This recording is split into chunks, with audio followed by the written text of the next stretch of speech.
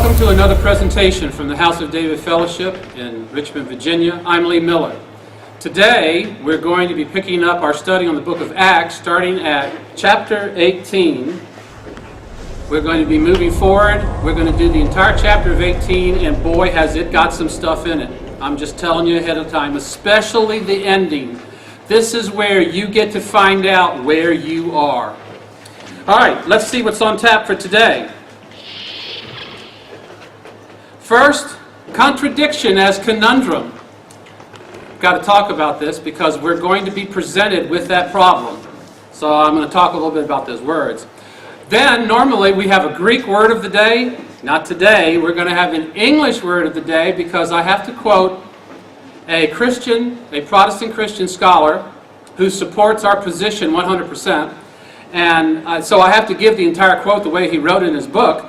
And he uses a scholar word. It's got a lot of syllables in it. So we're going to look at that word, and I'm hoping that if I can explain it well enough that when we get to the quote, it's going to just leap off the page to you of what is being said.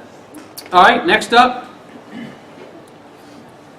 we're going to review hearing directly from Paul. If you remember, we started, I believe the last presentation, we started asking questions. Well, what did Paul say about these things as far as his teaching, what was happening in the assemblies, things he felt about Torah? What did Paul say? And so we've been listing them. And so I'm going to present a few more, but then there's a very important one that Paul mentions, and so we're going to have to take a tangent today. But I think the tangent's going to be exciting. At least I think so. Okay, imitating Yeshua.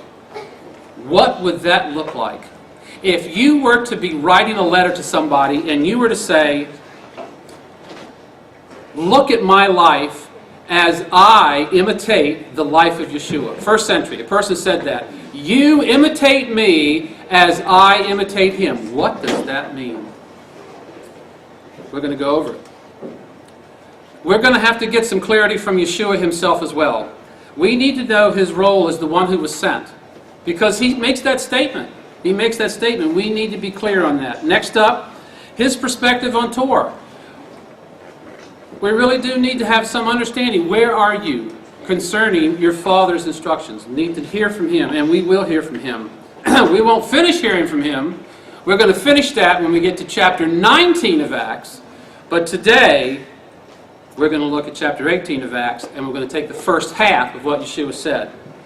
And for those of you who are watching via YouTube or watching this on DVD, I'm just reminding you that all of these slides are converted to a PDF and are available in a public forum published on our website, so you can download the entire presentation and go through it and use it even for notes, whatever. So I'm just telling you that, just reminding you, all of our presentations go into the public forum so that others would be able to examine them as the Scripture requires.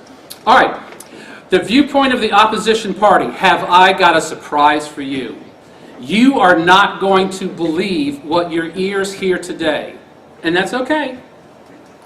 But it's exciting. I'm just saying. Then, if you remember, Dr. Chilton, on page 195 of his book, he made an admission after spending over 10 pages, and these are not little pages, these are big pages, 10 pages, making his argument about how once a Gentile hears about Yeshua, he can never return to the synagogue or celebrate a feast because in doing so, he automatically becomes a pagan. That's what he said. But what is interesting, after making that case for 10 pages, on page 195 he says, but you know what? Nobody listened to what Paul said. And my position is, or how about nobody listened to what you think Paul said? Slightly different, but worth considering. And then finally we're going to look at Acts 18 after we got the thing set up. So let's do this. Conundrum. Here's the definition. Quandary, dilemma, a difficult problem.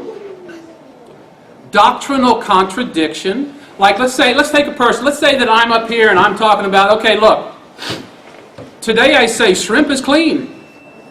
Next week I say, no, shrimp's not clean. Well, which is it? Is shrimp clean or is not clean? If I'm saying opposites out of if my doctrinal understanding contains contradictions, I've got some problems. Now, I'm not saying you need to drop everything and deal with them, but I'm saying that at least put them on your to-do list to look at. That's why we have community family, to discuss these things. You know, I was reading this section in the prophets, and they said this, and I was like, oh, what? That's what the community family comes together for, to talk about these things that don't seem clear. They're probably not clear. But anyway, if you have a contradiction in your doctrinal belief, it's okay. We'll work through it. Because as you know, sometimes the scriptures could be more clear. All right, keep going. Word of the day, antithesis. That's a word you use every day, isn't it? Yes. Like, let's say that you are working on a carburetor, and you go, I wish I had an antithesis right now. What would that mean, Mitchell? All right, an antithesis. And I'm only doing this because the gentleman uses the word, and you need to know. An antithesis is a way to write. A way to write. It presents two statements in parallel so that the reader or the listener can quickly compare the two statements, and then it makes choosing the correct one simpler. So it's two statements together. Sometimes you don't have to choose something. Sometimes it's just to invoke being involved, engaged in the text. And I'm going to give you an example of that. How many people have heard of, is it Milton, John Milton? Have I got his first name right? I'm not sure, but I know his last name is Milton. He wrote a book that was called Paradise Lost. And in the book, and the only reason I remember this is because this was quoted on Star Trek, so that's where I remembered it. This guy said, it's better to rule in hell than to serve in heaven. Yeah, so you always wondered where that doctrine came from? Paradise Lost. But I got another one too. It's a little more obscure. How many people have heard of a book called, I think it's by Charles Dickens. The book is entitled A Tale of Two Cities. What's the first sentence? Exactly. And it was something to do with spring and then something to do with winter. And we were all going to heaven, and then we're all going to not there but somewhere else, the other place, whatever the text says. These are parallelisms. People use them. And Yeshua used antithesis in Matthew 5 to make his case. And so what happens is this Christian scholar picks up on it, and he mentions it in his quote about the antithesis that Yeshua uses to make his case about where he stands on the law. That's why I'm telling you about the word. Like I said, this is not a word you're going to use every day. But I just wanted you to know. Okay, let's keep going. I wrote this because I wanted to try to give you another definition to help make it more clear.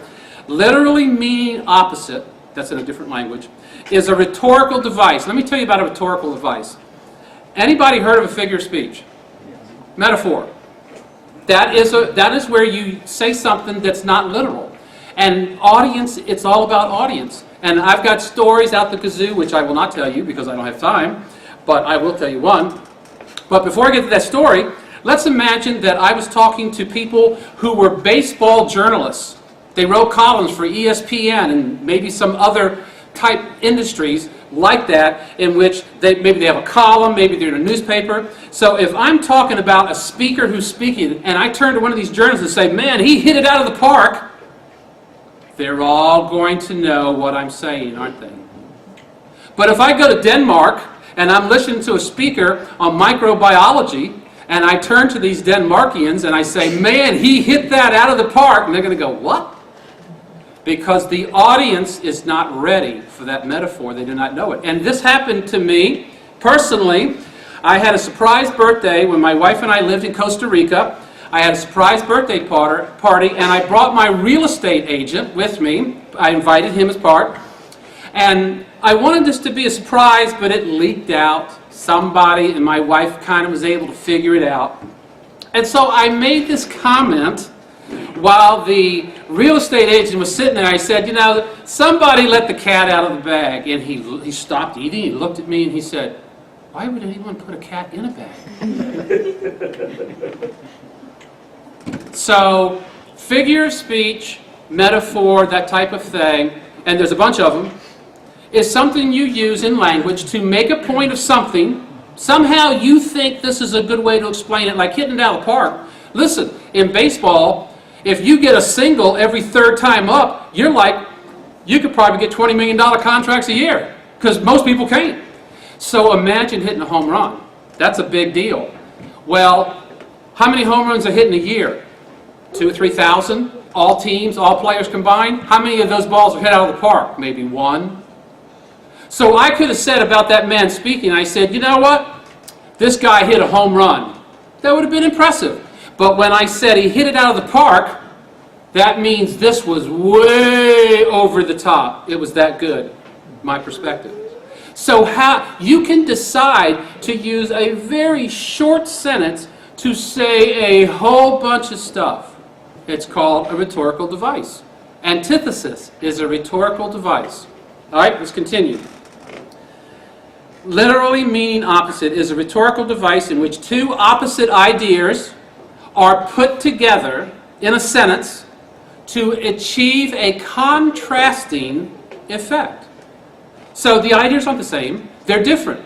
So I'm going to do this, and Yeshua does 6 of them in a row, from Matthew 5:21 to Matthew 5:47, 6 antitheses in a row, where he takes two opposite ideas and puts them together in a sentence to achieve a contrasting effect about his position concerning Torah.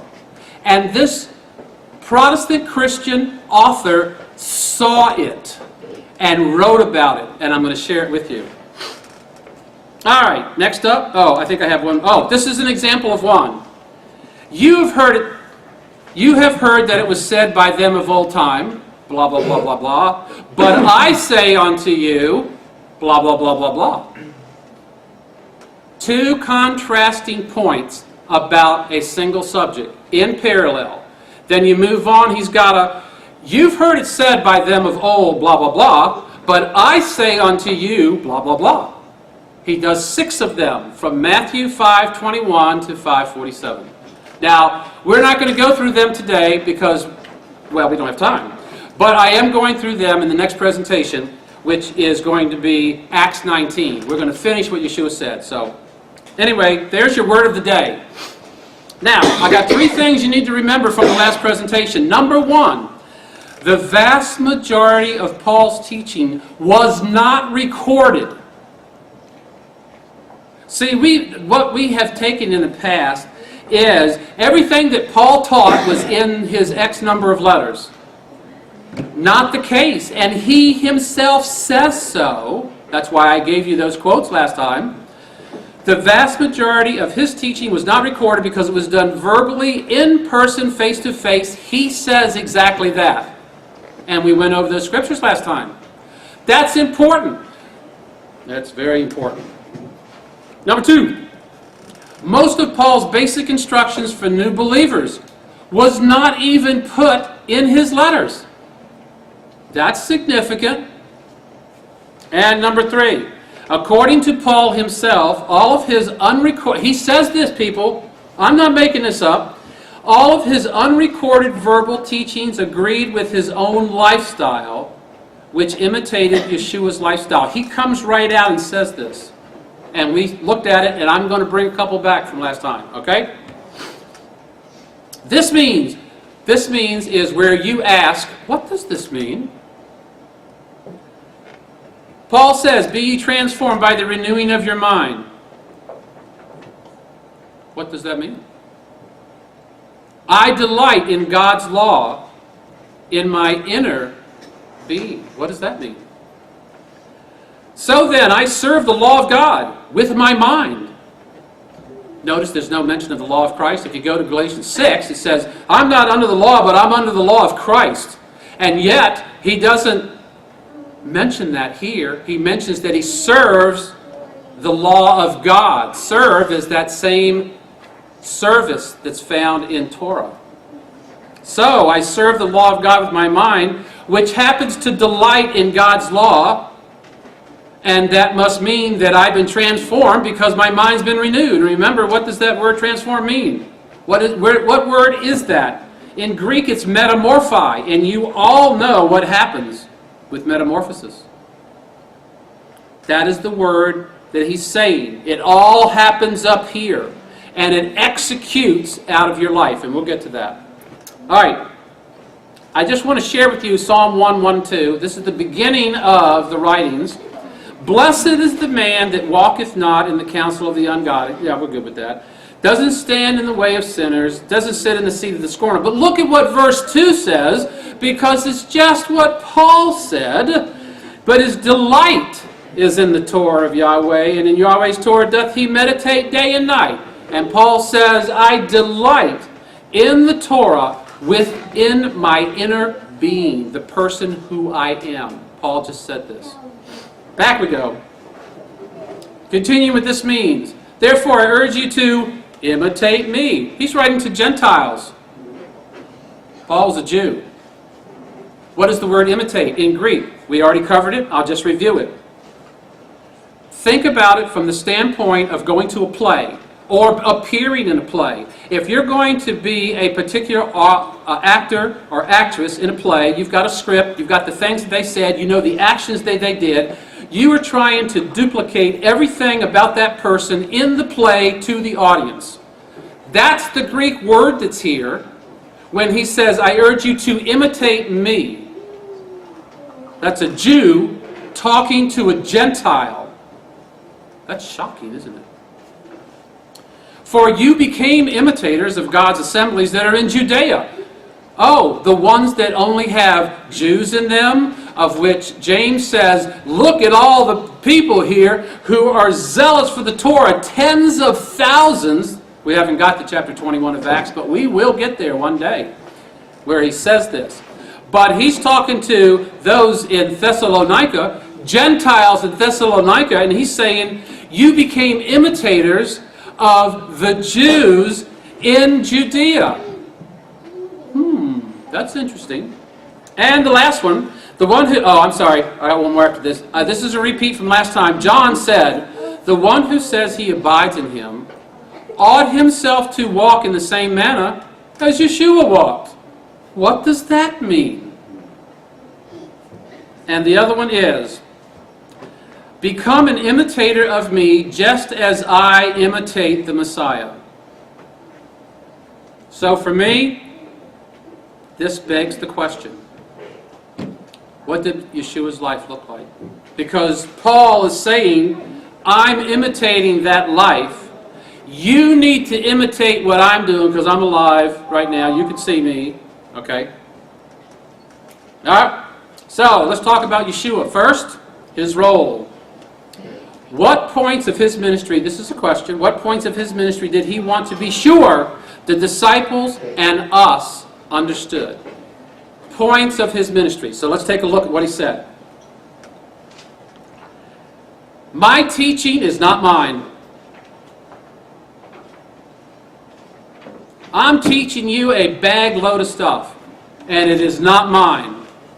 It's him who sent me. If any man's willing to do his will, he shall know of my teaching, whether it's from God or whether I'm just running off at the mouth and not really representing God. So in other words, if you actually do the Torah, then as that is manifested in your life, you can then look at the things Yeshua said and, oh my goodness, look at that, it's lining up. Or it's not lining up. Either Yeshua represented God or he didn't. And this is the test. When you do the commandments, then you come over and see what Yeshua said and go, am I there? Just a point of interest. Continuing. I have not spoken of myself, But the Father which sent me, he's given me instruction what I should say and what I should speak. That's almost like what he said before. Some shifting of words, but the concept's the same. I don't speak for myself. I speak for the one who sent me. So you need to find out about the one who sent me. What did he say? Then we can get on the same page. Believest that I am in the Father? Believest not that I am in the Father and the Father is in me? The words that I say to you, I speak not on my own authority. Well, that means he's under authority. Somebody authorized him to do what he was doing. And right here, he's coming out and saying, just want to be clear here, I do not speak of my own accord, of my own authority, of my own words. Everything is coming from above, and I'm just the transmitter. The one who does not keep my instruction continues to not love me. So, let me ask you a question. Do you love the Messiah? Do you love Yeshua? Well, here's the follow-up question. Do you keep his instructions? Well, which instructions are that? Oh, well, they're the ones that God gave, that Yeshua communicated to us what they look like. Because if you are keeping his instructions, that means that you do love him. But this verse says that if you're not keeping his instructions, then you continue not to love. And the reason that's weird in the English language is because of the tense of the Greek verb, which I'm not going to go into, but it's an ongoing process. It's not a single instance of obedience, but it's actually something you do on a regular basis. You keep his instructions, you don't. Listen, we all fail to keep his instructions some. But if you don't want to keep his instructions at all, then we have to have a different discussion. Continuing. For the words which thou gavest me, he's talking to his Father now in prayer, I've given to them. And here's the key point. They have accepted them. That means that his instructions, which I'm going to define later using Protestant Christian scholarship that is going to cause you to need seatbelts. This says that the words that I gave them, the disciples accepted them. So the disciples are not clueless, as I once thought. Okay? It would appear that Yeshua wanted the disciples to understand clearly that he was sent by his Father, and the messaging was totally orchestrated by the Most High God. Very important that we keep that in mind. Yeshua just ad nauseum is saying, what I'm saying is not from me. Okay? Now, I want to give you a Jewish perspective because sometimes I appreciate the insight that they have. This is from Midrash Rabbah of Genesis, and it's talking about Genesis 49:11, which we will be discussing in our next, I think, Torah portion, or the one after, one of those two. Here's what it says. The Messiah will compose for them words of Torah. It's talking about what's going to happen when the Messiah arrives on earth. What's going to happen? It says the Messiah will compose for them words of Torah, and then it has a footnote. And so I put the footnote here so you can find out what they mean by that, and this is what they mean. Yeshua is going to give new meanings and interpretations of the Torah. That's what they are expecting. Now, that's interesting. Second quote from Midrash Rabbah. He will restore to them their eras. Footnote number 2. Well, here's the footnote. It says, he will point out where they have misunderstood the Torah. So he's going to give them new interpretations, and he's going to explain to them where they have misunderstood it and therefore misapplied it. Wow, is this a shock? Looking back. Alright, so far, the commandments, instructions communicated by him are not his, but solely the Father's. Even the religious leaders recognized that Messiah would tweak observance. This is not done in a corner. Yeshua therefore said unto the Jews that had believed in him, perfect is the tense of the Greek verb, if you hold to my teaching, you are really my disciples. So therefore I ask the opposing question, if you don't hold to his teaching, are you really his disciples? Just a thought. Consider, if you keep God's Torah, you will find that the outward expression of that Torah is the same as the lessons Yeshua gave. Think about his parables. He was trying to break it down for the people so that they could apply something they understood in their life, right here, right now, understand the principle, and then go, oh, I see that now. There you go. Now, Yeshua and the law. This is where we're trying to get to. We needed to understand Yeshua's position concerning the things he said. So we've got a little handle on that. Didn't quote them all, but I quoted enough, I believe. Now, where's Yeshua in the law? Let's go simple.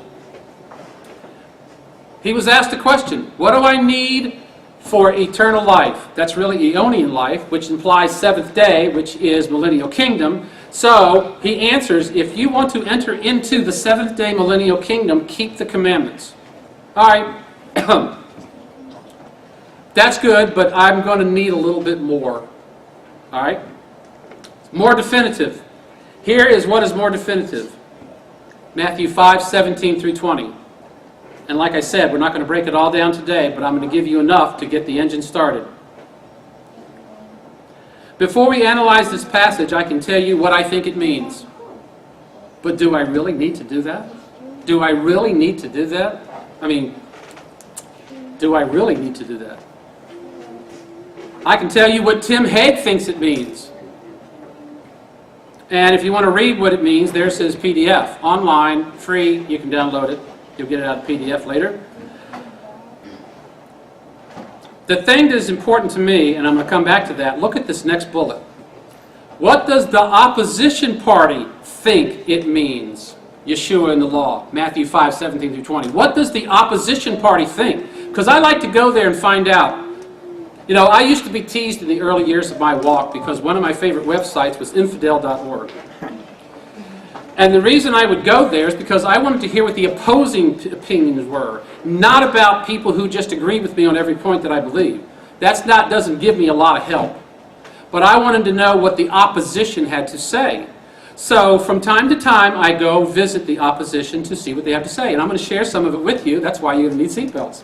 But anyway, this particular study on Matthew 5:17, which I'm about to share with you, the first time I did it was 14 years ago. Can you believe it? 14 years ago, I did this first presentation. It was called Jurisdiction. What is it? And who has it? And in there, I did some research on the opposition party, and I'm going to share that with you. So that's what First Look 2003 means. Okay, let's get started. I have 7. This particular commentary is called a Bible Commentary for Teaching and Preaching. Here's the quote. Our starting point for uncovering Matthew's understanding of the passage, Matthew 5:17, starting point for uncovering Matthew's understanding of the passage must be the context in which he has placed it. You know how I am, always talking about context.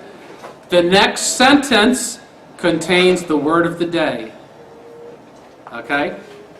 He says, it serves as a preface to the antithesis, which present Christ as the God-authorized interpreter of the law. Let's break that down in English. The starting point for uncovering understanding must be the context, which is Matthew 5:17, not through 20, but through 47, which contains 6 antitheses. It serves as a preface, 5:17 through 20, that's 4 verses, 17 through 20, serves as the preface to a set of 6 antitheses, which are parallel discussions about the law, in which he draws this you've heard, I'm going to tell you this now. Then he goes to the second antithesis and the third, all the way, he does 6 of them. This author recognizes that 17 through 20 is all about setting up the discussion of the antitheses, which is God's authorized interpreter of the law is Christ. Straight from the opposition party, right here, right now. Number 6. In the section of the Word Biblical Commentary, which we'll cover again later in a different section, but this is the form, structure, setting aspect, they say, Christ's corrections of the mistaken understandings. Christ's corrections, what did the rabbis say? He's going to correct their misunderstandings.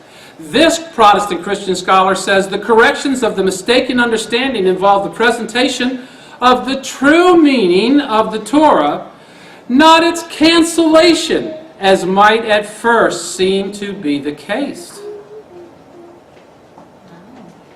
That's kind of interesting. Number 5, the Broadman Bible Commentary of the Bible. In contrast to the Pharisees, Christ brought out the true and deeper meaning of the law. In other words, the impression here I'm getting is that the Pharisees might be leaning more to a lighter, slightly grayer understanding of the law. And Christ brought out the truer and deeper understanding of the law. And that's broken up into the 6 antitheses, okay? Pattern. I did 7, 6, and 5. What's the pattern?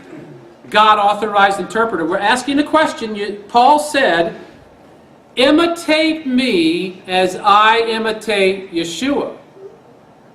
Talking about life and doing. That means living Torah. So, out of 3 Protestant Christian commentaries, we've got God authorized interpreter of the law, the true meaning of the Torah, true and deeper meaning of the law.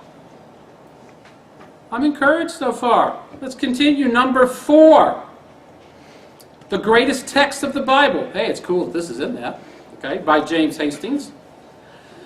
The fulfillment of the law and the prophets is their fulfillment by the reestablishment of their absolute meaning. Oh my goodness! The reestablishment of their absolute meaning. That would imply that over a series of centuries, Israel went off course in understanding what God required.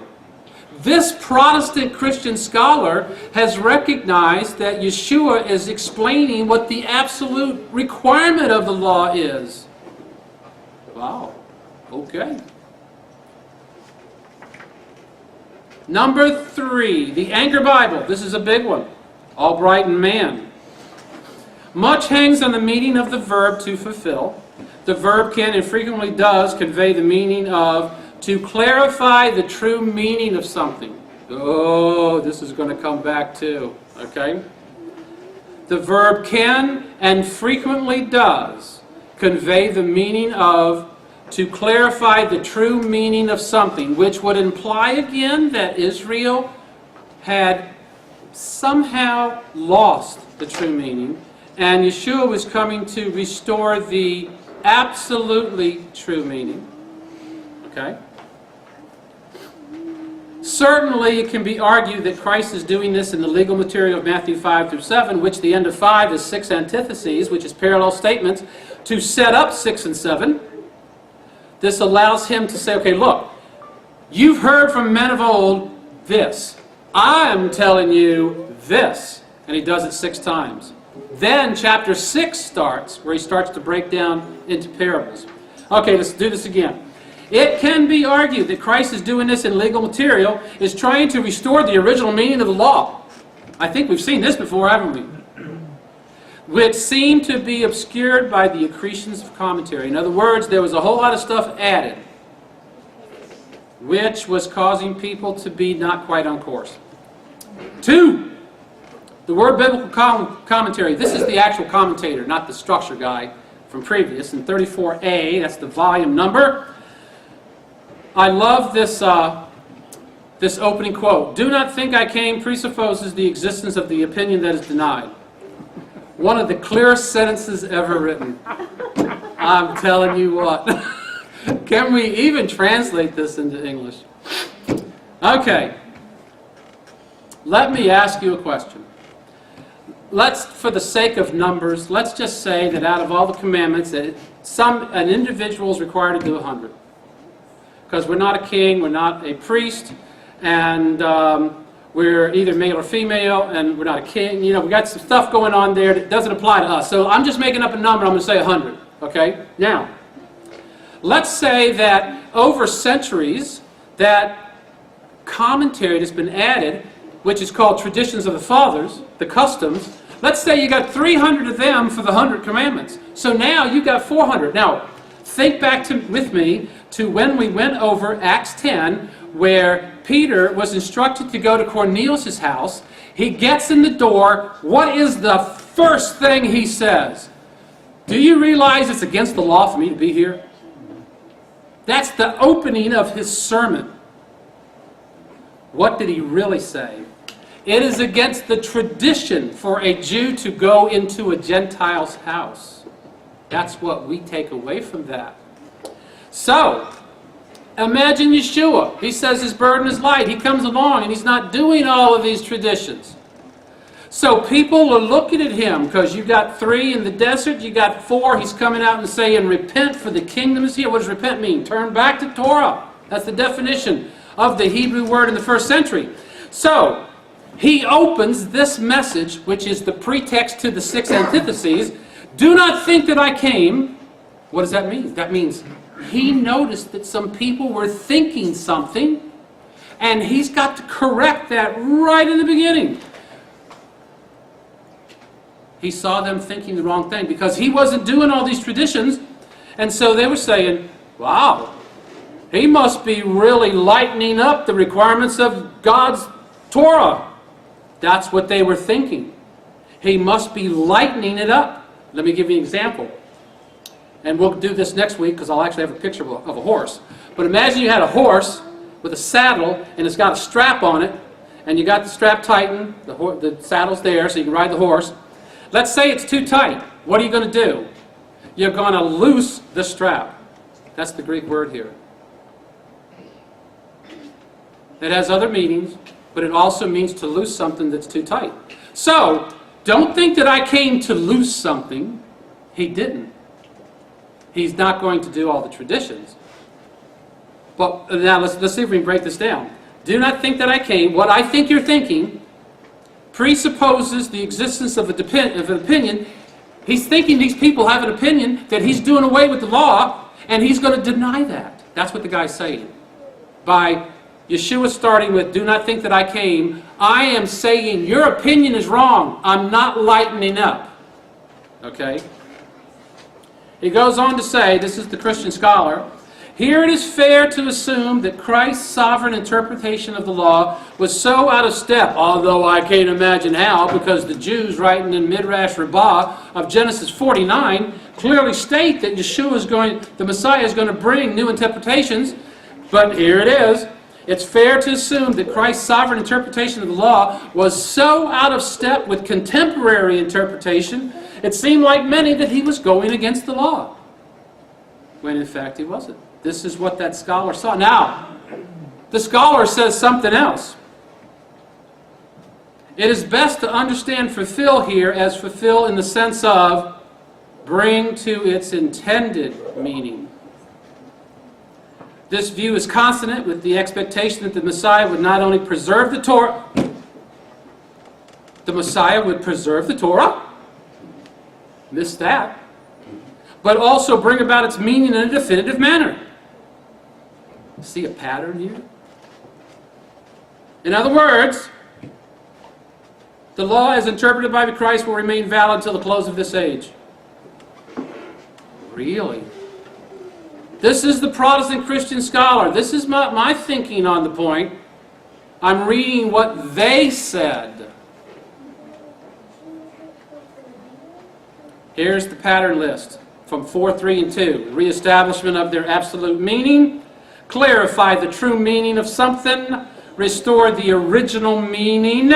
And bring to its intended meaning. Anybody see a pattern that the Protestant Christian scholars have all seen? I was surprised. I could stop right now, but no, not me. I can't stop at 2. I have to do number 1. International Critical Commentary. Very entertaining. Try not to laugh too much. The meaning of the words is clear. Christ did not come to overthrow the authority of the Mosaic Law, which was to be eternally binding upon the hearts and consciences of men. So long as the world lasted, its authority was to be permanent. Commentators have exhausted their ingenuity in attempts to explain away this passage, but its meaning is too clear to be misunderstood.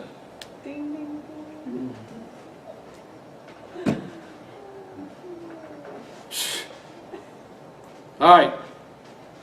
It's taking the breath out of me. We've got to do a summary. God authorized interpreter of the law. True meaning of the Torah. True and deeper meaning of the Torah. Reestablish of the absolute meaning. Clarify the true meaning. Restore the original meaning. Bring to its intended meaning. Didn't come to overthrow the authority. Eternally binding. As long as the world lasted. Commentators have exhausted their ingenuity, but you just can't explain it away. Now, let me ask a question. I don't get it. How did all these Protestant Christian scholars come to this, basically the same conclusion? What are they seeing in the text that we are not seeing? And does history bolster their analysis of the underlying Greek text? I didn't ask the question, does history bolster our understanding? I'm asking if history bolsters their understanding. Church Fathers, I got 3. Here's the first 2. Irenaeus, they, the 2nd century. They themselves continued in the ancient observances. The apostles scrupulously acted in accord with the dispensation of Mosaic law. Doesn't sound like they did away with it. Jerome, 4th century, described the Netzarim as those who accept Messiah in such a way that they do not cease to observe the old law. This was in a commentary he wrote on the book of Isaiah, chapter 8, verse 14. And the following, Epiphanes, I hope I said that right, we shall now consider heretics, Netzarim. They're mainly Jews and nothing else. They're approved by the Jews, from whom the Netzarim don't differ in anything, and they profess all the dogmas pertaining to the prescriptions of the law and to the customs of the Jews, except they believe in Messiah. They differ from the Jews because they believe in Messiah, and from the Christians in everything else, in that they are to this day bound to the Jewish rites, such as circumcision, the Sabbath, and other ceremonies. And this has been going on for a long time, although when we get to the 2nd century, we will look at this problem, which is the controversy about keeping the commandments arose after the exodus of the bishops of the circumcision in Jerusalem, and has continued to our time 3 centuries later. Yeah. Then, he doesn't stop there. He then quotes the apostolic constitutions of the 2nd century, which says, you Gentile Christians ought to celebrate Passover at the same time as your brethren who from the circumcision have entered the church. Interesting. So, where are we? Leaders in this movement agree. The opposition party agrees. History agrees. Does a Greek analysis of the text agree? Oh, yes. The story of how the opposition party arrived at their conclusion, and the pitfall of the plain reading of the English text. Here we go. In Matthew 4:13, there is a statement quoting the Old Testament. I've got the passage here coming up in a second. leaving Nazareth, came and dwelt in Capernaum, blah, blah, blah. 14, that it might be fulfilled, same Greek word, fulfilled, which was spoken by Isaiah the prophet, saying, 15, the land of Zebulun, the land of Nephtalian, by the way of the sea beyond Jordan, Galilee of the Gentiles. The people living in darkness have seen a great light. On those living in the land of the shadow of death, a light has dawned. This is a quote by Matthew from Isaiah 9:2. Now you'll notice in that previous passage, 14, that it might be fulfilled. Same Greek verb as in Matthew 5:17. Here it is. I've written it in Greek there. Now, this is going to show up better in the PDF, but here's BibleWorks.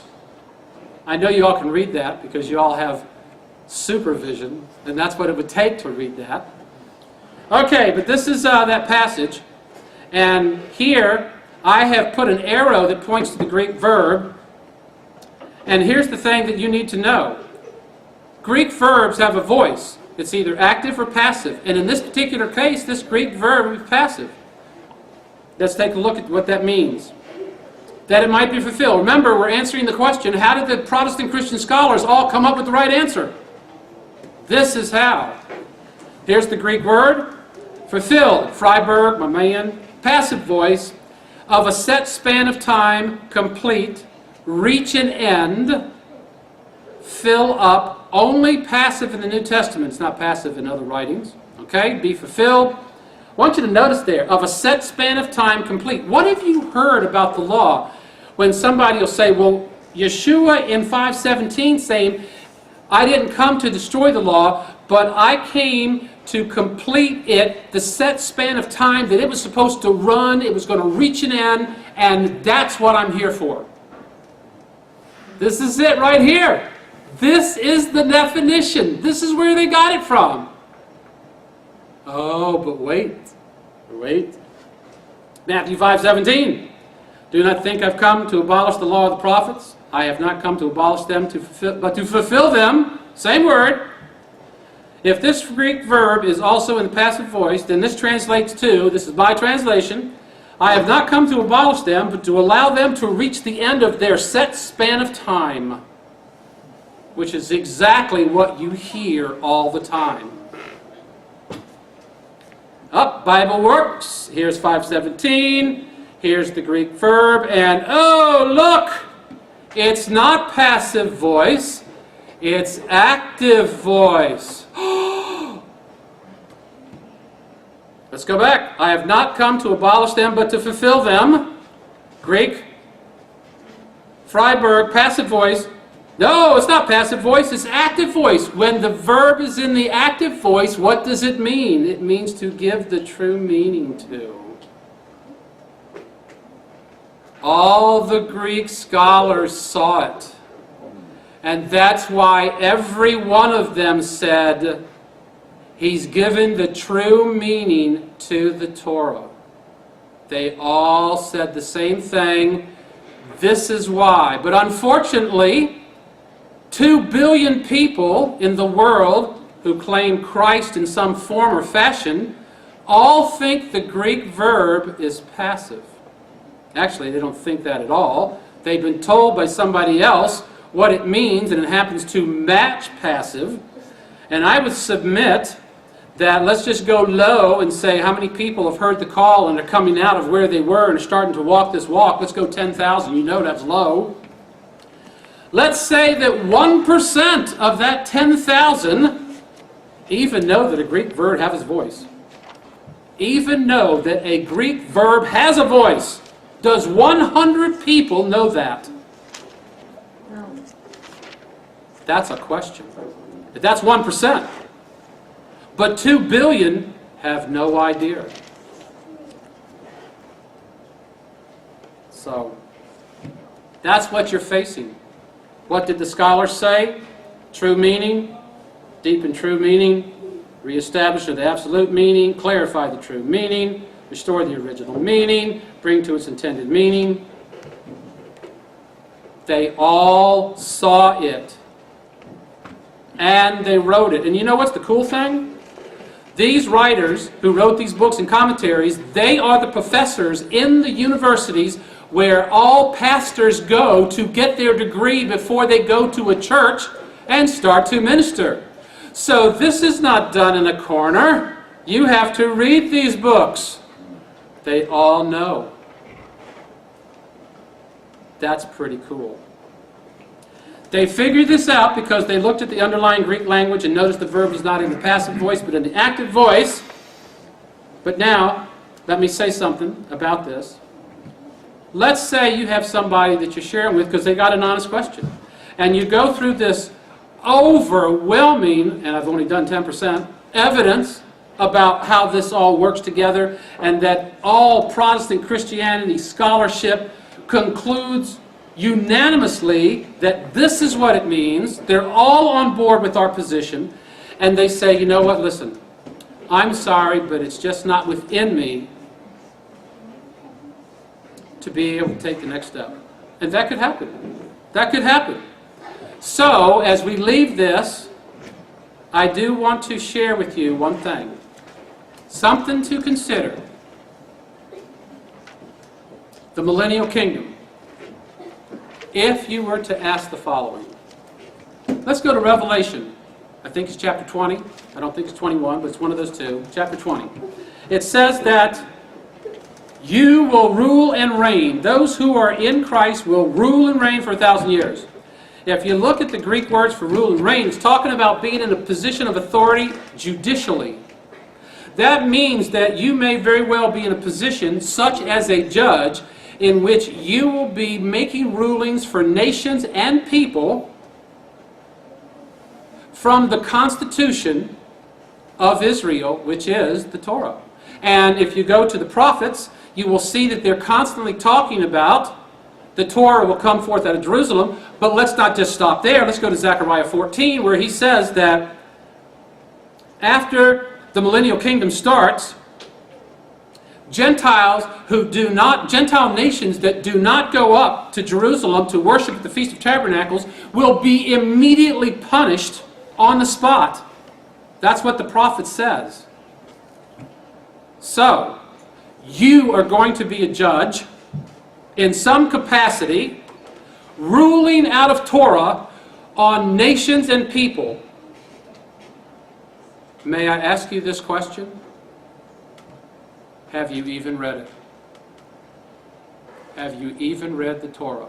Because that's what you'll be making your rulings from. And leave it at that. Maybe they'll actually consider, wow, maybe I should look at it. See what it says. I don't know. Just throwing that out there. Now, we're going to pick up the analysis of 17 through 20 in the next presentation. Let's move on to Acts 18. Remember, we're doing this to find out what does Paul mean when he says, I imitate Messiah, you imitate me.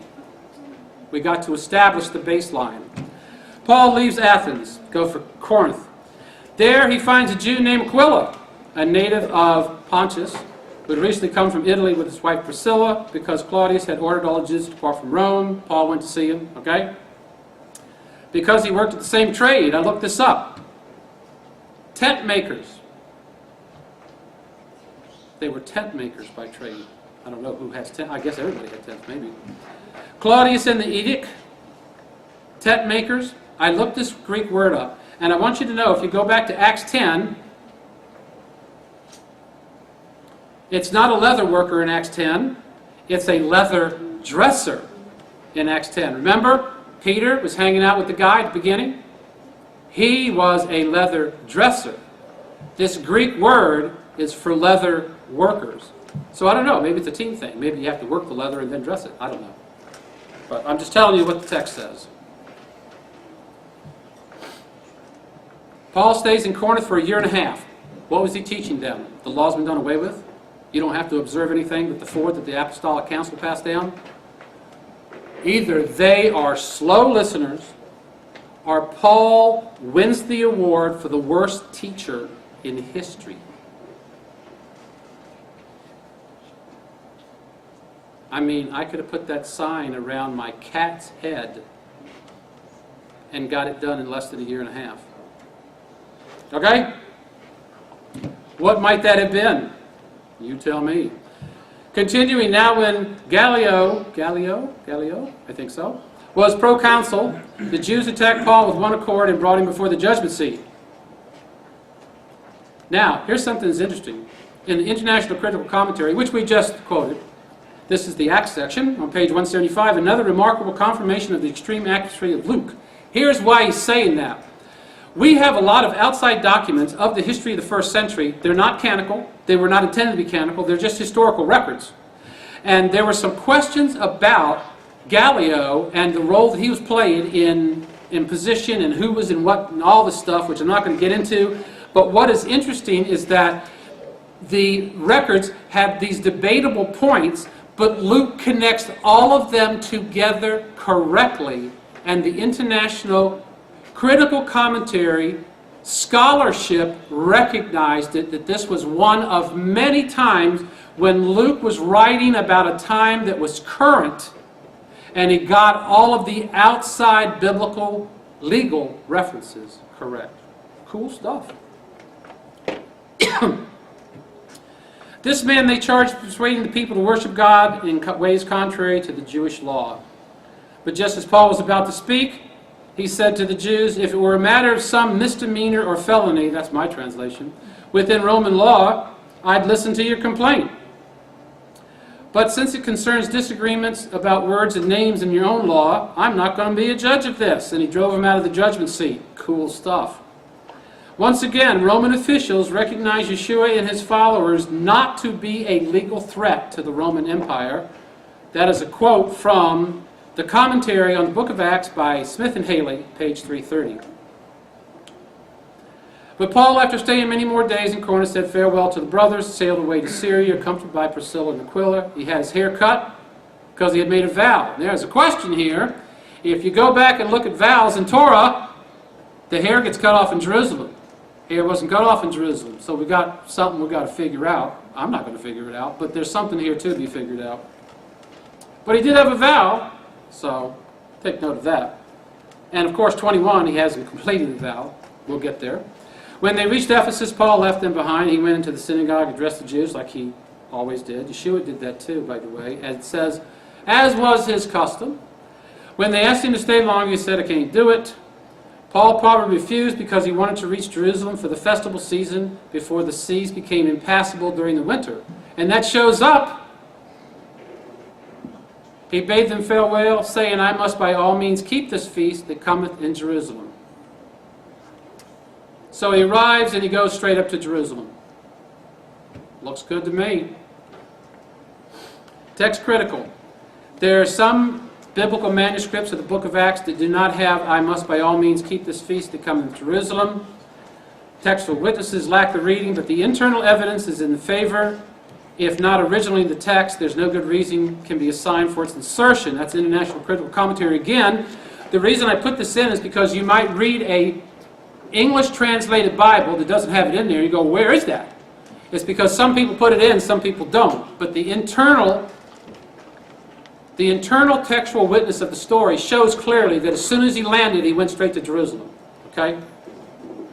Verse 22, he went up to Jerusalem and continued on his journeys, which, by the way, was 1,500 miles, so that didn't happen in a day, like sometimes I like to read this.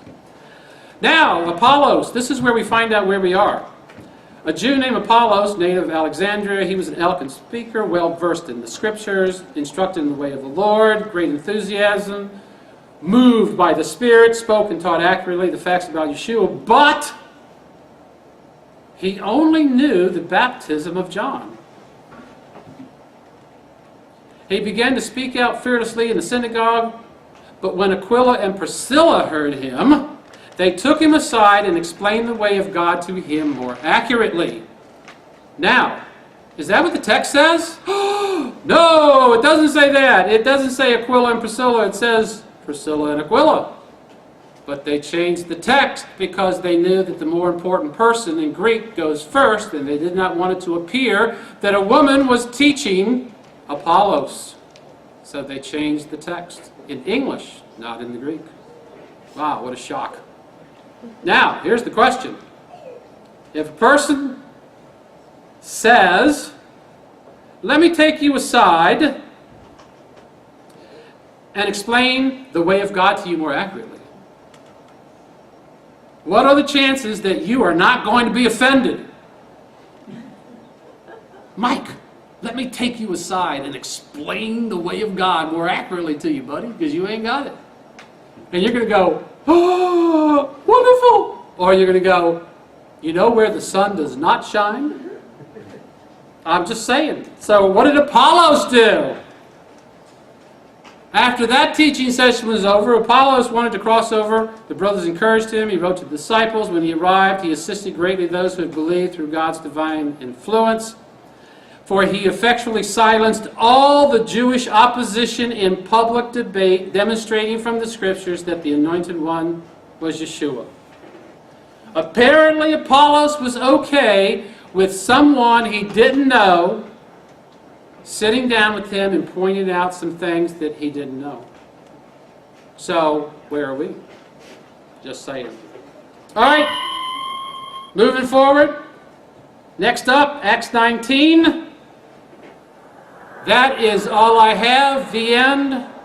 Thank you for viewing this presentation.